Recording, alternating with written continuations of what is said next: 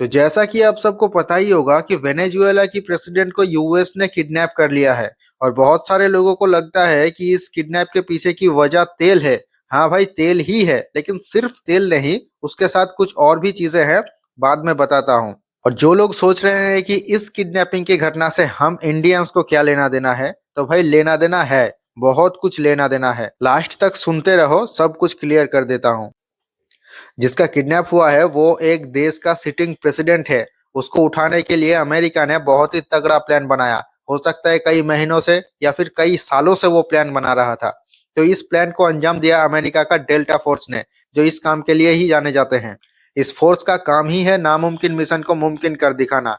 पाकिस्तान के अबोटाबाद में घुस के ओसामा बिन लादेन को इसी फोर्स ने मारा था। और ऐसा अंदाजा लगाया जा रहा है कि वेनेजुएला की प्रेसिडेंट को उठाने के लिए अमेरिका ने कई सालों से प्लानिंग करना शुरू कर दिया था। प्रेसिडेंट पैलेस में वो कहाँ खाता है, कहाँ पीता है, कहाँ सोता है, सब कुछ रोड मैप अमेरिका ने तैयार कर लिया था। इनफैक्ट वेनेजुएला का जो आर्मी जनरल है उसको भी अमेरिका ने अंदर अंदर खरीद लिया था। इसीलिए जब प्रेसिडेंट को उठा के ले जा रहा था अमेरिकी एयरफोर्स, उस वक्त वेनेजुएला की आर्मी कोई भी एक्शन मोड में नहीं दिख रहा था। ऐसा लग रहा था कि वो लोग जाने देना चाहते थे प्रेसिडेंट को कि हाँ भाई ले जाओ ले जाओ। तो किडनैपिंग के दिन क्या हुआ था कि पूरी शहर की बिजली काट दिया गया था। और जितने भी बची कुची मिलिट्री बेस थे वेनेजुएला के, वो सब पहले ही हेलीकॉप्टर से बॉम्बिंग करके डिस्ट्रॉय कर दिया गया था। उसके बाद एक चिनूक हेलीकॉप्टर आता है और जिससे प्रेसिडेंट को उठा के ले जाया जाता है। अब यहाँ से एक बात हमें भी सीखना चाहिए। हमारे देश में भी बैंक, रेलवे और बहुत सारे जगह पे सरकारी सिस्टम में भी विंडोज का ही सॉफ्टवेयर चलता है। अमेरिका जिस दिन चाहे उसके पास हमारा सारा डेटा है, जिस दिन चाहे इंडिया को, पूरा इंडिया को शट डाउन कर सकता है। कुछ दिन पहले भी इंडिया में ऐसा हुआ था। जो नयारा है, इंडिया में ऑयल कंपनी तेल बेचता है, उनके सिस्टम में भी विंडोज ने कुछ गड़बड़ कर दिया था। तो ऐसा कभी भी अमेरिका चाहे तो कर सकता है। इंडिया पाकिस्तान वॉर में तो हम लोग देख ही चुके हैं, जब उसको जीपीएस का लोकेशन मांगा जा रहा था तो वो नहीं दे रहा था। तो जब सारा डिजिटल सेवा हम अमेरिका का यूज करते हैं तो वो इसका गलत फायदा उठा सकते हैं, कभी भी उठा सकता है। इसी चीज को चाइना ने पहले ही भाप गया और उसने अपना सब कुछ देसी वर्जन का बना लिया। वहां पे कोई फेसबुक, ट्विटर, यूट्यूब ये सब कुछ नहीं चलता। उन्होंने सारा अपना देसी वर्जन का बना लिया है। देखो, दुनिया का सबसे बड़ा ऑयल रिजर्व वेनेजुएला के पास, सऊदी अरब, ईरान, रसिया से भी ज्यादा। और इसकी वैल्यूएशन लगभग 17 ट्रिलियन डॉलर के आसपास आंकी जा रही है। अमेरिका की जीडीपी है 30 ट्रिलियन डॉलर और वेनेजुएला की तेल है 17 ट्रिलियन डॉलर की। तो सोचो इस पे अमेरिका नजर कैसे ना लगाए। और सिर्फ तेल नहीं, वहाँ पे सोना, चांदी और लिथियम का भंडार भी मिला है। देखो, पहले के जमाने में भी राजा लोग एक राजा दूसरे राजा पे हमला करते थे। क्यों? क्योंकि उस कमजोर राजा के धन संपत्ति सब कुछ लूट करने के लिए। तो ये जो मेंटेलिटी है, ये सही है या गलत, ये आप सोचते रहो, लेकिन ये मेंटेलिटी दुनिया में एग्जिस्ट करता है। इसीलिए अगर आपके पास कोई वेल्थ है तो उसकी सिक्योरिटी की जिम्मेदारी आपको खुद को ही लेना पड़ेगा।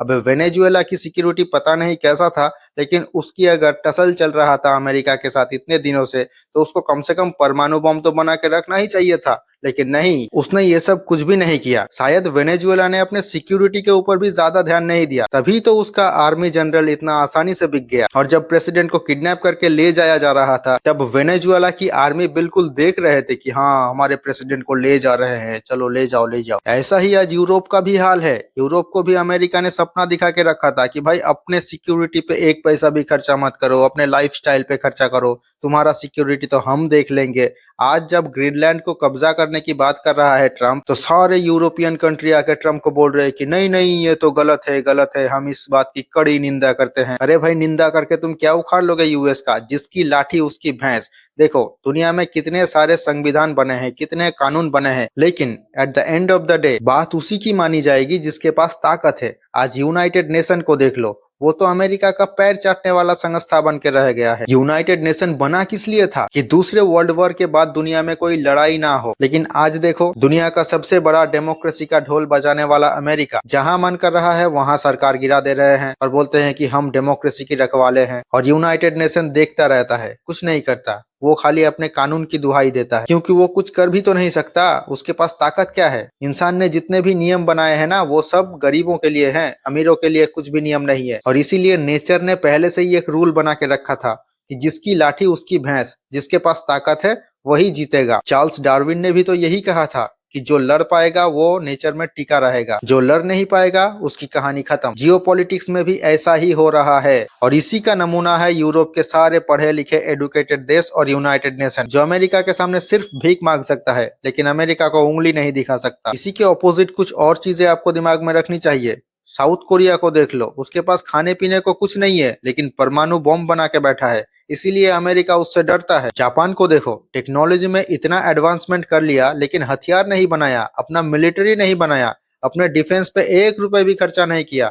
अमेरिका की बातों पे भरोसा करके जापान ने अपना सब कुछ त्याग कर दिया। आज जब जापान के ऊपर चाइना नजर डालता है तो अमेरिका डोनाल्ड ट्रंप बोल देता है कि भाई तुम लोग अपना मामला सेट कर लो, अमेरिका इसमें बीच में नहीं आएगा। अब इतने दिनों में जापान का नींद टूटा और पिछले कुछ सालों से जापान भी अपना डिफेंस बजट बढ़ा रहा है और देख लेना जिस दिन जापान हथियार बनाने लगेगा उस दिन पूरी दुनिया को शॉक कर देगा। तो यही गलती सभी देश ने किया, यही गलती वेनेजुएला ने भी किया। उसने अपने डिफेंस के ऊपर ज्यादा ध्यान नहीं दिया, उसने अपने आर्मी जनरल के ऊपर ज्यादा ध्यान नहीं दिया, इसीलिए उसका आर्मी जनरल बिक गया अमेरिका के हाथ में और उसने अपना देश बेच के अमेरिका जाके सेटल हो गया। और ये जो मैं निकोलस मादुरो की इतनी तरफदारी कर रहा हूँ, एक्चुअली मैं निकोलस मादुरो को भी ज्यादा पसंद नहीं करता हूँ। देश के अंदर उसका इमेज एक डिक्टेटर जैसा है। मैं तो सिर्फ अमेरिका की इस किडनैपिंग का बदनाम कर रहा हूँ, निकोलस मादुरो को सपोर्ट नहीं कर रहा हूँ, क्योंकि देश के अंदर इसका इमेज एक डिक्टेटर जैसा ही था, देश के लिए कुछ खास किया नहीं।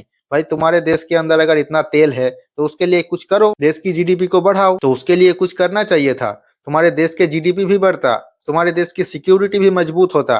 अगर अमेरिका से नफरत था, नफरत का क्या मतलब भाई? अमेरिका तो तुमसे डील करना चाहता था, अमेरिका से ही डील कर लेते, तेल निकालने देते, तुम भी मुनाफा खाते, अमेरिका भी मुनाफा खाता। लेकिन अब देखो अमेरिका तुमको लूट के ले जाएगा। तो ये तुम्हारी बेवकूफी। सिर्फ यही नहीं, और निकोलस मदुरो तो ऐसा आदमी था कि दिन दहाड़े अमेरिका को चिढ़ाता था, तो इसी चिढ़ाने का नतीजा मिल गया उस। अब मदुरो कैसा आदमी था उसका एक अंदाजा इस बात से भी लगा सकते हो कि जब किसी देश का प्रेसिडेंट किडनैप होता है तो उस देश के लोग ज्यादा निराश नहीं है, मतलब नॉर्मली है, हो गया तो हो गया, मतलब ज्यादा कुछ प्रोटेस्ट वगैरह देखने को नहीं मिल रहा है। वेनेजुएला की शेयर मार्केट तेजी से ऊपर भी जा रहे हैं, मतलब इन्वेस्टर अब वेनेजुएला के ऊपर भरोसा कर रहे हैं कि हाँ ये अमेरिका ने जो किया वो शायद सही किया। इस घटना से हमें क्या सीखने को मिलता है? बहुत कुछ सीखने को मिलता है। पहली चीज, दुनिया में कितना भी कानून बन जाए लेकिन आखिर में नेचर का लॉ ही चलता है, और वो है जिसकी लाठी उसकी भैंस। अगर तुम ताकतवर हो तो तुम्हारे खिलाफ कोई कुछ नहीं बोल सकता। अमेरिका के सामने देखो, यूरोप चुप है, यूनाइटेड नेशन चुप है, पूरी दुनिया चुप है, यहाँ तक कि रसिया चाइना भी सिर्फ बोल रहा है कि जो हुआ वो गलत हुआ, लेकिन कोई कुछ कर नहीं रहा है। दूसरी चीज, अपनी सिक्योरिटी हमेशा खुद के दम पे करना चाहिए, किसी दूसरे के ऊपर भरोसा करके नहीं।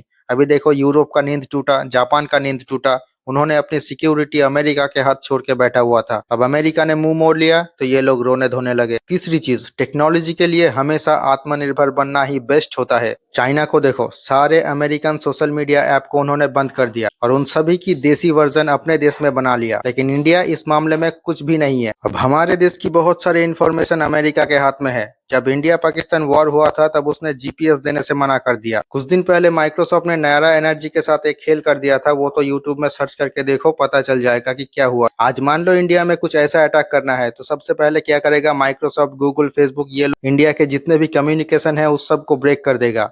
इंडिया में रेलवे, बैंकिंग, ये सब कुछ माइक्रोसॉफ्ट पे चलता है, इन सबको एक ही सेकंड में शट डाउन कर सकता है अमेरिका। लेकिन फिर भी भारत सरकार और भारत के लोग सो रहे हैं। हमारे देश में भी माइक्रोसॉफ्ट जैसा एक कंपनी है जिसका नाम है जोहो, उसने भी बहुत सारे प्रोडक्ट लॉन्च करके रखा है, लेकिन हम उनको यूज नहीं करते हैं। एक बार हाइप उठा था अराटाई का, लेकिन वो भी हम डाउनलोड करके ही रख दिए, यूज नहीं कर रहे हैं। ऐसे कैसे बनेगा इंडिया आत्मनिर्भर? मैं भी ये वीडियो बना रहा हूँ तो किसी अमेरिकन प्लेटफॉर्म पे ही, लेकिन मजबूर हूँ इसीलिए बना रहा हूँ। अभी भी टाइम है, बहुत टाइम है। इंडिया को टेक्नोलॉजी के मामले में आत्मनिर्भर बनना ही होगा। अगर किसी दिन इंडिया के साथ भी ऐसा हो गया तो उसके लिए सिर्फ भारत सरकार नहीं, भारत के लोग भी जिम्मेदार रहेंगे। अब इस पूरे वीडियो को देखने के बाद तुम्हें क्या समझ में आया, कमेंट करके बताओ।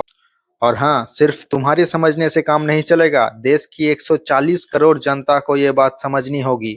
हालांकि मेरा ये वीडियो 140 करोड़ जनता तक तो नहीं पहुंच सकता, लेकिन 140 लोग तक तो जरूर पहुंच सकता है, और वो तुम पहुंचा सकते हो। इस वीडियो को अपने व्हाट्सएप के स्टेटस में और सारे फ्रेंड्स एंड फैमिली ग्रुप में शेयर करो। हाँ, व्हाट्सएप में ही बता रहा हूँ क्योंकि अराटाई में तो सभी लोग मिलेंगे नहीं, लेकिन अगर वहां पे तुम हो तो वहां पे भी शेयर करो। थैंक यू, जय हिंद, वंदे मातरम।